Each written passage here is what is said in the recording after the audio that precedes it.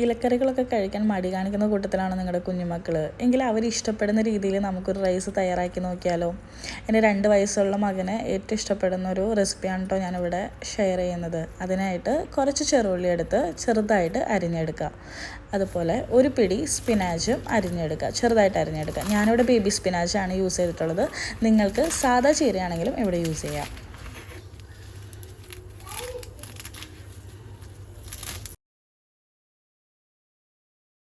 സ്പിനാച്ചും ചെറുള്ളിയും അരിഞ്ഞതിന് ശേഷം flame on ചെയ്ത് സ്റ്റൗവിൽ നമുക്കൊരു പാൻ വെച്ച് ചൂടാക്കാം.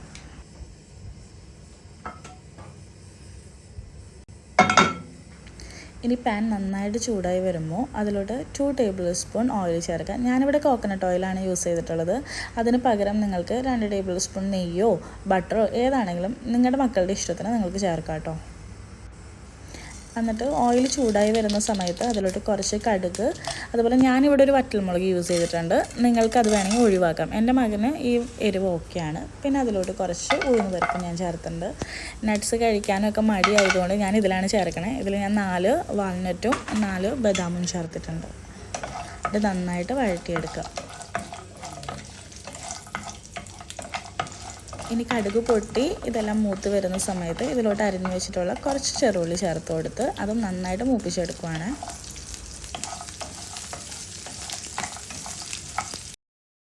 ഇനി ഉള്ളിയെല്ലാം മൂത്ത് വരുമ്പോൾ ബാലൻസ് അരിഞ്ഞു വെച്ചിട്ടുള്ള സ്പിനാച്ചും അതിലോട്ട് ചേർത്ത് അത് നന്നായിട്ട് ചെറിയ തീയിൽ വഴറ്റിയെടുക്കുവാണ്.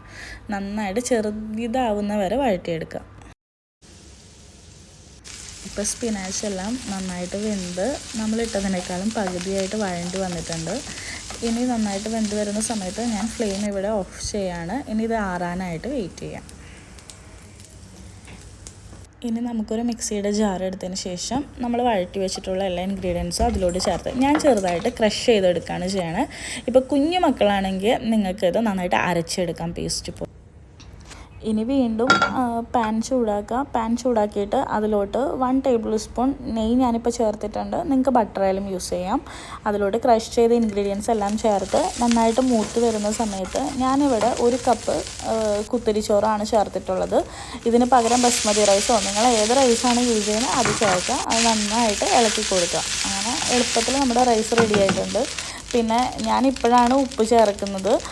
നിങ്ങൾ സോൾട്ടഡ് ബട്ടറാണ് യൂസ് ചെയ്യണമെന്നുണ്ടെങ്കിൽ വീണ്ടും ഉപ്പ് ചേർക്കേണ്ട ആവശ്യമില്ല.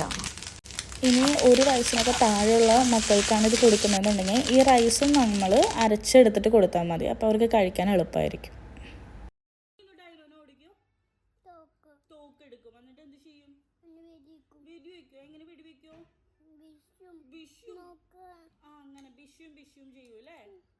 ഇനു കണ്ടിട്ടുണ്ടോ ഡൈനോനെ? പേടിയാണല്ലേ.